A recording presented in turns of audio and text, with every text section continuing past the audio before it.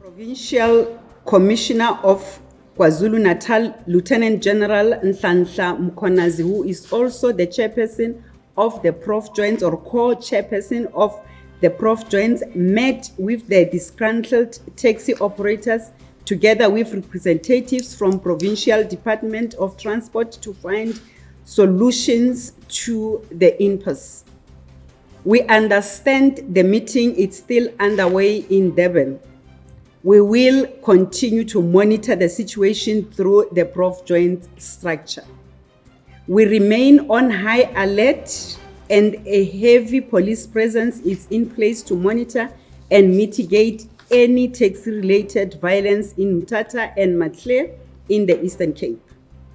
Thus far, police have confiscated 43 firearms licensed, which includes 38 pistols and 5 rifles from members of the Taxi Association in Mthatha for further investigation. In Maclear, 4 people have been arrested following taxi-related violence, which led to 2 deaths. 2 unlicensed firearms were also seized in that operation. All confiscated firearms have been taken in for ballistic testing to determine their links to any of the crimes that have been committed. The transport industry is once again urged to hold peaceful talks amongst each other and to find ways of amicably resolving their disputes. They are also reminded that blocking of roads is as a way of venting is a criminal offense, and law enforcement agencies will act decisively against anyone be found to be in contravention with the law. Their vehicles will be impounded and they will be brought before court to ensure to answer to crimes committed. No one is above the law, and the rule of law will always be applied accordingly to relevant prescripts. Related to the election issues, to date, we can report 27 more cases have been registered and all are under investigation. 17 of the 27 cases were reported in Limpopo. These new cases were recorded this week for a period starting from Sunday, the 19th of May, to Saturday, the 25th of May 2024.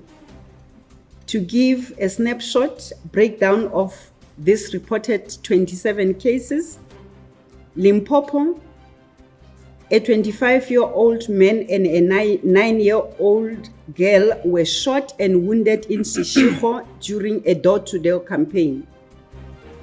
14 cases were registered.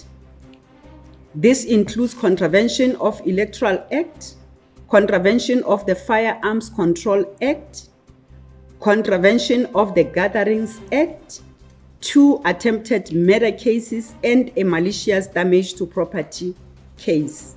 The SNDF is on standby as a force multiplier to assist and respond to support the SAPS and other security cluster entities if and when there is a need. And the issue of the need is situational.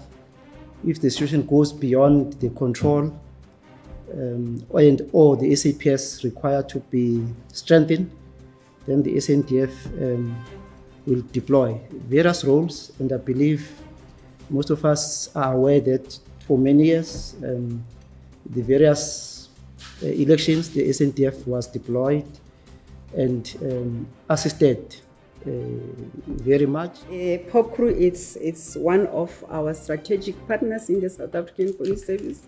We work with them from time to time and we engage at the platforms that are so made. And in this case as well, there are those systems that are in place of engagements. Matters will not be responded to or be engaged on the media space because we do have such platform and the systems in place. Should there be a need to engage, we will engage accordingly.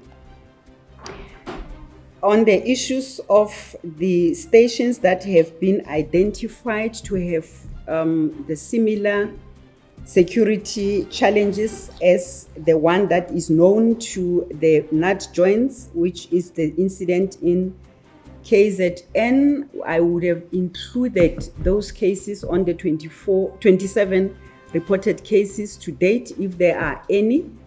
We do not have any such report that came through the systems that are in place that suggests that there is any other station that we had a challenge with to date or up to this point. And if that is the case, we will update the reported and recorded incidents.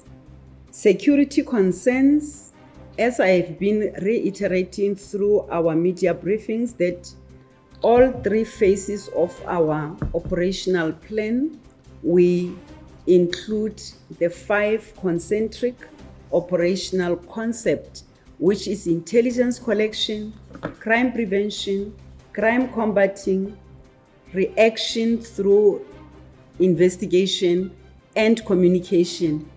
Every day we do get intelligence brief that will then suggest if there is any such challenge, and we will put measures in place to respond.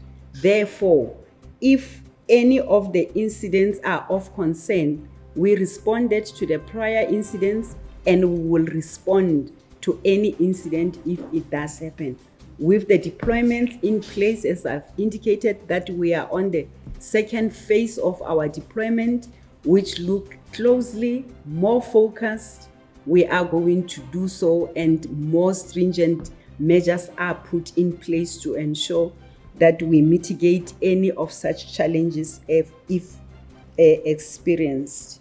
The first or the last question was responded to, that related to any additional security in KZN, which I've indicated that yes, from what was reported, it did require that we need to revisit if that plan of responding was not adequate to put more security measures into the warehouse. This includes that if there is a need to safeguard the warehouses over and above the security measures as agreed with the IEC, the joint structure, of which IEC is part of, we are going to up our game, where we are going to have patrols. If there is a need to have a static deployment, that will happen. Where there is a static deployment and we are still found wanting, we will increase the security in terms of